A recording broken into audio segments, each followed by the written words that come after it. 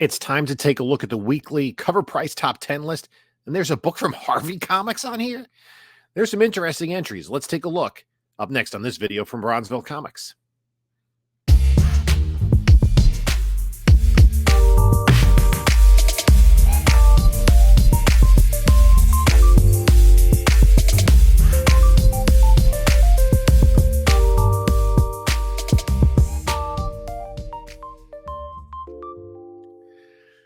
Hey there, panelologists. This is Jim from Bronzeville Comics coming to you with another video. Before we get started, please like, comment, subscribe, do all that fun stuff. We're going to be announcing our 5K subscriber giveaway real soon. We're going to be doing our drawing for that right at the beginning of the new year. Also, follow us on other socials. We're on Instagram at Bronzeville_comics. We're on Whatnot at Bronzeville_comics, where we do sales Monday nights at 10 p.m. Eastern Time. And also, there is a link in the description of this video. You'll get $10 off your first purchase if you're not yet on Whatnot. It doesn't have to be with me. And there is also in the description of this video a link to my eBay store as well as my email. And let's get right into this Covrprice top 10 list, and let's jump into the list. At number 10 on our list is The Huntress, number 1 from 1989, a DC comic, the first appearance of the third iteration of The Huntress, Helena Bertinelli. The first Huntress was a Golden Age villain who teamed up with Sportsmaster. The second Huntress, which I think is the more popular Huntress, is the Helena Wayne, the daughter of Bruce Wayne and Selina Kyle, who is a member of the Justice Society. But since Bruce Wayne did not exist in a post-crisis universe, they came up with a new Huntress. And the reason that she's on the list, let's take a look at the prices. We'll talk about that in a minute. Raw copies going for about $20, $15 to $20, and 9.8s flirting with the 150 plus mark. We'll take a look at the comic data in a minute. Let's look at the reasoning here. And I had heard this rumor a little bit ago, and I actually picked up a copy of this at a show this past weekend. I picked this book up. I had been picking this book up when I saw it in dollar bins and such. I have, I'm sure, a number of copies. Anyway, a rumor that there would be a Huntress film based in Korea and created in Korea by the director Jung Byung-gil, who directed a movie, The Villainess, that I am not familiar with, but it seems like a renowned Korean action film. I saw some clips of it. Looks interesting, might be worth checking out. And it's rumored that it's in the development stage, that this will be something that they will do going forward. If that is the case, Helena Wayne, the Huntress from the Bronze Age, was the daughter of Batman and Catwoman. She joined the Justice Society, and she was avenging the death of her mother. In this case, Helena Bertinelli is the child of a mafia family, and basically her family's slaughtered, and she kind of takes vengeance. Was very, especially for the time, was pretty edgy. I don't think that could we have a Korean daughter of Batman? I don't know. It seems like it's going to be a little bit removed, but they're creating their own thing. But international films that are going into this comic book culture. I mean, you look at The Boys, they're doing that Mexican spinoff, which is going to be Spanish language. The popularity of Godzilla -1, which we'll talk about a little bit later on, which is in Japanese with subtitles. Maybe there's something to look at here. So let's take a look at this book in a 9.8. It's a book from 1989. And I mean, it jumped in 2019. I think, I don't know. Was this related to, she wasn't in the Birds of Prey movie. Was she? I don't think so. But it spiked. Maybe there's CW speculation of some sort. And then even during the comic boom, I mean, we're looking at late 2021, under $100, $90, DC all the way. And then it jumps up here to $385 at the beginning of the year for no apparent reason. then all the way back down to about the 100 mark. And now it's in the a sale the other day for $200. Not a lot on the census. 544, 27% of them are 9/8. So I expect to see more go on the census after this announcement. But we look back in January, 385 and then down to 100. So it's been kind of all over the place. Again, this is a more modern book, 1989. There are high-grade copies sitting out there. I'm sure I have 9/8 contenders sitting somewhere around here. I'm not sure I put them in my potential clean and press pile. But that is something that remains to be seen if we're going to be seeing this character in the future. There also is a newsstand version. It's 1989, so newsstands are going to be fewer. Goodness knows if we even have, a recent $250 sale. So the newsstands are going to be at the 9/8 pricier, period. Let's move on to number 9. And it is Harvey Comics, as I said. Monster in My Pocket, number 1. I don't know about this property. We see the there's also a newsstand and an Nabisco edition. I don't know about that. Spiking up close to $20. No, and we'll talk about the slab sales in a minute. Let's look at what this is about. Per Deadline, Monster in My Pocket is the latest toy brand that is set to be turned into a television series. Will Smith and Jada Pinkett Smith's Westbrook Studios and Alter Rock Pictures have teamed up to develop a live-action series adaptation. The two companies are meeting with writers to turn the collection of over 200 pocket-sized collectible monsters drawn from global myths and legends into a TV series. The brand was launched in 1989 by former Mattel execs Joe Morrison and John Weems, and it's sold over 500 million units globally. There's been an ABC animated TV special, comic books, a Nintendo game. So, I mean, let's look at, this is kind of fun. If we look at the Monster in My Pocket here, actually drawn by Ernie Colon, but 9 copies, 198. A 9.0 sold for $50 in 2022. There's not much out there in terms of this book, and I guess it came polybagged. So this is something I don't even think I've ever seen a copy of this, and if I did, I probably just bypassed it. I'm sure it'll be on dealers' walls. It shows very soon. Again, I don't know much about this. I don't think I've ever seen a copy, but that 9/8, if someone has it, I mean, somebody's trying to sell. I was looking at it on eBay. Did I have this up on eBay? Here we go. Somebody's trying to sell an 8.0 for $500. Somebody a little more reasonable, a 9.0 newsstand for $140. That's not the worst offer. But again, those are 2 of the, what do we say, 9 on the census? Not a lot out there. Let me know in the comments if you know anything about this. And if you've ever seen it. I have no knowledge of this. Let's go to number 8 on the list, and it is Godzilla. Number 1. This is not the first appearance of Godzilla, but it is the first appearance of Godzilla in Marvel Comics. Raw copies, high grade, probably about $100. A 9/8 just sold for $550, which is sad because I sold mine for, I think, $450. It was $450. Maybe even before $425. Well, let's take a look at the data. Godzilla -1. Saw it. It was great. And there's a lot of other Godzilla adaptations in the pipe. So let's take a look at the 9/8. This one of these was mine, I think.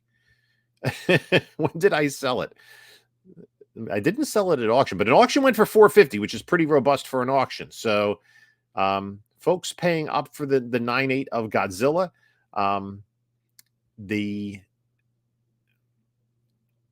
I think Godzilla's first appearance in comics, it's kind of convoluted. It was in, here we have it up here. In Life with Archie. He's not named, but battles Mothra on the first panel. I don't know what to make of that. So Life with Archie 41. And then Monster Madness movie stills. A Godzilla versus Megalon promotional comic given away at theaters. And then the Marvel book. from 1977. So I think Godzilla is right now a very popular property, and I watched the movie. It was awesome. If you like Godzilla, you're going to love the movie, especially like classic rubber suit Toho Godzilla. That's what this was, but they really did a great fleshing out of the character. I'd say a modern update, but it was a period piece. It took place in the late 1940s, I guess, into the early 1950s. But let's move to number 7 on the list, and we have Dazzler number 1. Of course, this book has been out there. We've talked about this book before. High-grade copies are now pushing even towards $30. Let's jump into the Slabs data for this. And it's continuing to increase in value. I mean, the last sale, recorded sale, if I can get this, sold price? I just want the sold price. No, there we go. The sold price. Okay. Now I know how. $295. I mean, this is just, it keeps on going up, but I'm going to tell you about, when it comes to Dazzler, obviously the Taylor Swift theories. I mean, I'm going to see everybody speculating on this. There's no evidence that Taylor Swift is playing Dazzler. Just circumstantial evidence. There's thoughts that she may be playing Lady Deadpool. We have a couple things. She never plays Dazzler. The movie comes and goes. She plays some other role. She has some other cameo. The book tanks. She does play Dazzler in a one-off. The book hits its heights about when the movie comes out and then plummets again. And the least likely scenario is that she plays Dazzler in the long run, which I think it's going to reach the heights and then come back down to earth afterwards anyway, which we often see once we see a character on screen. Let us go to number 6. And oddly, it's a copy of Spectre number 8 from 1969. All over the place. Just a high-grade copy just went for $75, where the FMV is $47. A 9.4 just went for $312. A 5.5 for $102. Nick Cardy cover. Silver Age book. I get it. I have no idea why this is on the list. If we look into the explanation from Covrprice, we have no idea why. YouTube channel covering the book, maybe. I think Lunch Money Comics actually picked this book up recently. He is a big Spectre fan, but I mean, but if you're going to speculate on the Spectre, why issue number 8? Yeah, obviously the Golden Age issues are out of reach of most collectors. His first appearance in those classic Bernard Bailey covers, those are out of reach. His first Silver Age appearance in Showcase and number 1 of this series are in line, but I mean, this has just been crazy. So let's take a look and see. There are only 111 copies on the census, 6 and a 9.8. I don't even know if I have this book. I need one. The most sales are in a 9.4, but still, we're not talking about, I mean, we haven't even seen graded sales. I mean, we did see it's selling for $100 and change, and then in February of this year, up to $300. I don't know. Let's see. I mean, Spectre 8 CGC. Let's see what's on Spectre 8. A 4.5 CBCS. A 9.2 for $200. That's tempting. That is tempting. Old case. It looks like somebody just put it up. That's like the only one available on eBay. That actually doesn't look like a terrible price considering. 9.2 off-white to white. I mean, it looks like a I don't know if it's a CPR candidate. It does look like it's reasonably clean. I mean, I can't see anything here. You look there. Could that be pressed to be better? That maybe, but that's kind of a gamble. Man, you would pay shipping. I mean, if it's going to cost you $250, about, probably not a deal, but I mean, considering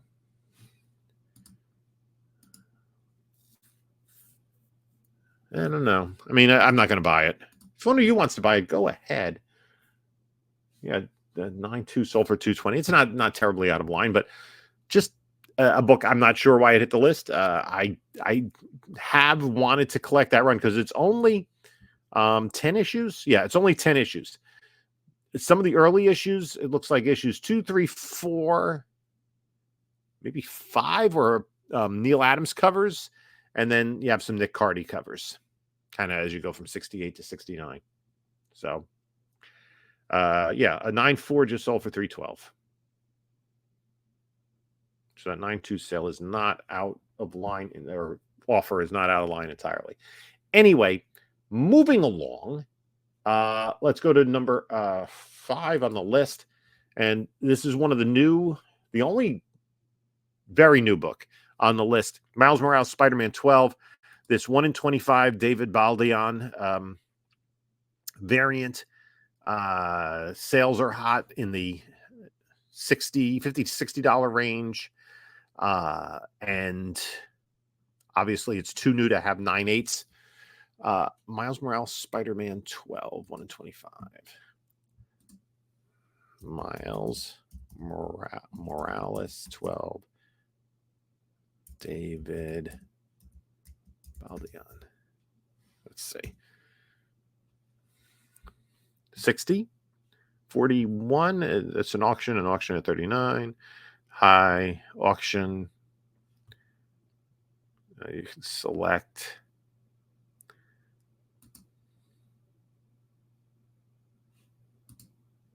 Yeah, it's out of stock. The 1 in 25, not surprisingly. Sometimes it would be fun to just find a really good deal on one of these hot books. It's a hot book, so you don't really want to buy it. If you find it, you find it. eBay is probably the worst place to go for these hot books because as soon as they make the list, there are numerous collectors jumping on eBay. So that is, again, this book came out last month. So new book, 1 in 25 ratio variant, got that negative space going for it. It's a pretty cool cover. That's it. Number 4, Marvel Superheroes Secret Wars number 8, The Origin of the Black Suit. High grade copy. Oh, wow. A high grade copy just sold for $502. That's nuts. And you can see it's, over $100 in mid-grade graded. And then obviously you get into higher grades, it's going to go a little crazy. There is also a newsstand of this. I have in the press a copy. It's like probably 758. And then I have a newsstand that I have to clean and then put in the tomorrow. It's not a 9.8. It would be nice to have a 9.8. So let's take a look at the direct in a 9.8. There are 24,000 copies. Almost a quarter of them are 9.8s. So there's no shortage of this, but it's a book that folks want. And classic Mike Zeck cover, that original art sold. It spiked during the boom, right, up to about $860, and has been slow to pull back. It's still staying over $500. I mean, you look at, I guess it started to spike in 2020, only Venom kind of spec. So, yeah, we'll see. That it's a good book. If we take a look at the newsstand, that's a little bit crazier.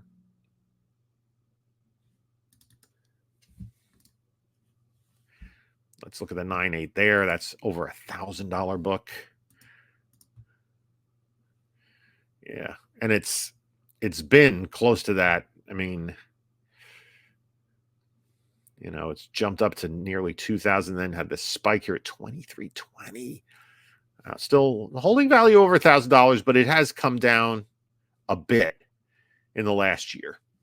So again, 383 copies, 14% or 9/8. It's hard to census-wise separate because it's only about a year or so ago that CGC started separating newsstands from directs.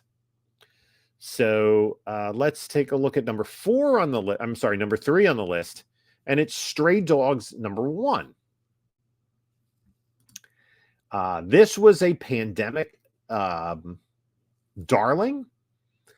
If we go into the reasoning, it was the hottest book. Image had dropped in a while during the COVID pandemic. Raw highs over $60. While it isn't reaching those values currently, it still picked up tons of speed. The reason is twofold. The first is the primary reason that Paramount Animation has tapped Gary Doberman as producer for a series adaptation.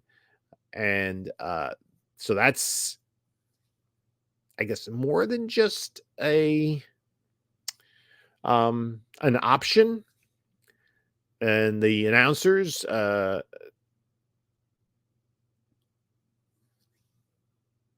Trish Forstner, I think, and Tony Fleece announced a new series titled Feral, describes Walking Dead meets the Aristocats.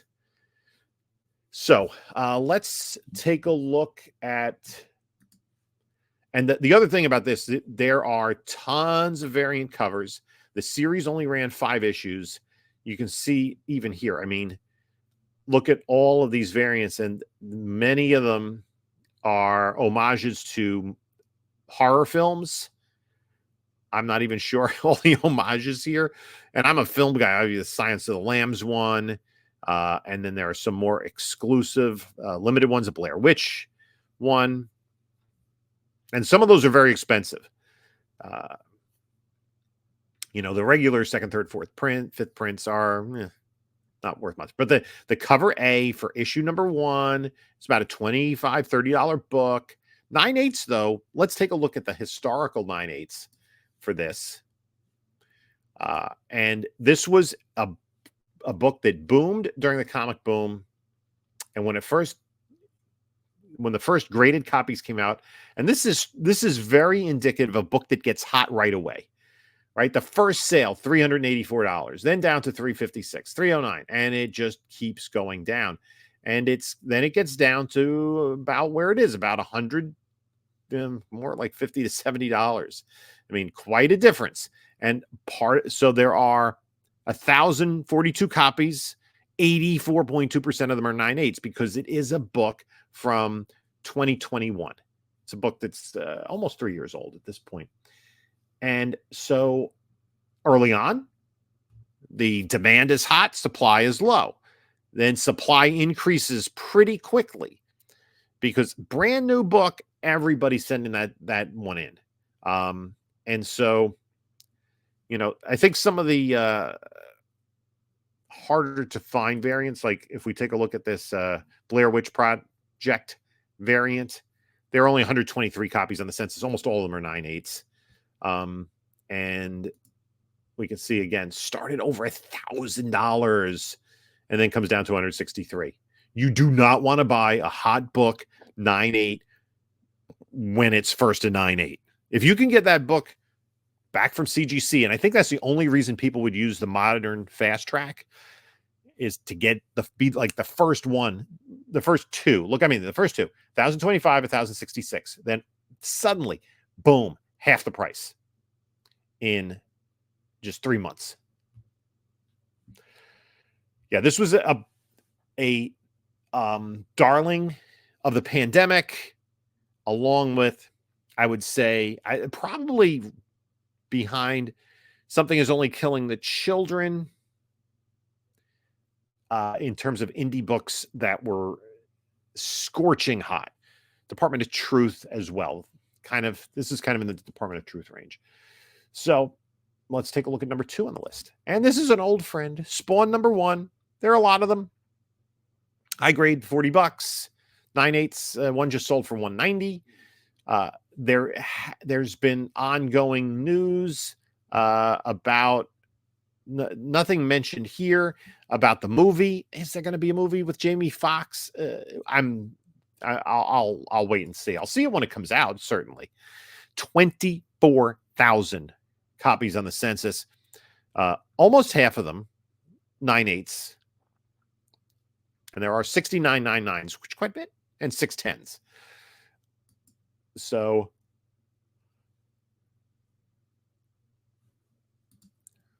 yeah, we look pretty consistent, right? It was under $100 book in a 9/8 for a long time. Then it got to be about $100 book, right around 100.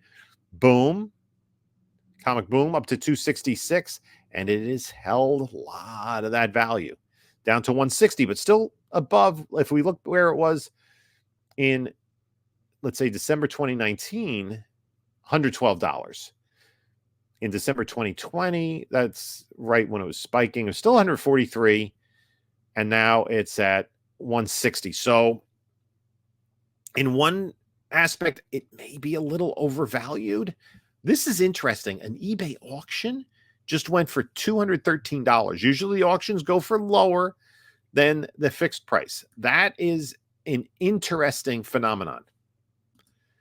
If we go, I'm just interested how many buds. And this is, wait, that's weird. It's from Britain, but the book is no different. It's not like a UK price variant or anything. So somebody had to pay $50 shipping in addition? That's crazy for a 9/8. That's one of those then 33 bids. So two people wanted it that much. And it's somebody without a whole, with only 98.9% positive feedback. Interesting sale. Interesting sale. I'll leave it at that. And let's go to number one. Justice League, number one from May of 1987. This is because James Gunn cast his brother as Maxwell Lord, who is a villain, but not initially. It took a while. He kind of organized the Justice League of this era by Giffen, DeMatteis, and McGuire. Pedro Pascal played Maxwell Lord in the Wonder Woman film. I think that Wonder Woman 1984, I think the character in that film was a little underutilized and didn't have the ending that he did in the comics. It did not end well for Maxwell Lord in the comics. And so it's kind of interesting. We didn't know he had powers till years later. Deadline reported that James Gunn will introduce a character in the background of Superman Legacy and will appear across multiple films in the series. There is a connection between him and Amanda Waller, so that could be fun. Let's take a look at this book in grade, 9/8. And if we look at the census, only 919 copies on the census. There are plenty out there, 41% 9/8. I'm sure I have a few of these rumbling around. And if we look at this, I mean, it's south of 100, right? It kind of jumped up during the boom, but typical of a DC book, didn't go crazy during the boom, up to 184 and then back down into the $100 range, up to 200 at the beginning of this year, and then just kind of been all over the place, down 76 in October, and now just a sale for $113, 114, and 165 the day before. So $100 plus book in a 9/8. I imagine that it got this high on the list. This number, the number on the census, is going to increase pretty quickly. There are a lot out there. So I'm sure there are folks who are going to say, okay, let me grab that. The one thing I'll say about this is we've cast Guy Gardner. We have Ted Kord in the background. We know we're getting Zola Maridueña as Blue Beetle. Obviously, we have Batman. Booster Gold later becomes a part of the team. And maybe they're leaning into the sensibility of the series. This is an interesting cast. Mr. Miracle and Oberon. I think there are people who think Mr. Miracle is a good shot to get onto the screen. We've really never seen him. Popular character Black Canary. John Jones, never been properly done on film. Dr. Light, character coming out of Crisis, an interesting character, a Japanese character. Dr. Fate and Shazam, and we have Shazam. I mean, is Shazam coming back? I don't know, but I think that we're going to see a Justice League maybe a little more akin to this era than, let's say, the the Silver or Bronze Age Justice Leagues. So that. Oh, and we looked at we did look at the prices. So that kind of does it for this top 10 list. Let's take a quick look at the runners up. We got Venom, an Arthur Adams variant. Usually people like Arthur Adams for different kind of art. Wolverine #1, a mainstay. First appearance of Silver Sable. Rumor that the Foreigner will be in the Craven movie. And Black Cat. Always a popular. First appearance of Mr. Sinister. He's going to be less than a month away from that coming to Disney Plus. Wow. Didn't know it was that close. I don't think we've seen any trailers for it. Spider-Man 2 game with the black suit. Web of Spider-Man 1, this great Charles Vess cover. Another great cover here. First appearance of the Marauders, 25th anniversary book. Spider-Man 2099 stays on the list. Wolverine versus Sabretooth, we're seeing that. And then number 20, Sonic the Hedgehog #67. It's a 1 in 10 variant. Yeah, there are Sonic fans, and there aren't a ton of Sonic books out there, especially in high grade. So that's going to do it for our list. I'd like to thank you for stopping by. Hope you enjoyed it. Leave some comments below on what you think about the list, what books you have, what books you want. In the meantime, you can take a look at a couple of my other videos here. And this is Jim saying until next time, enjoy your comics.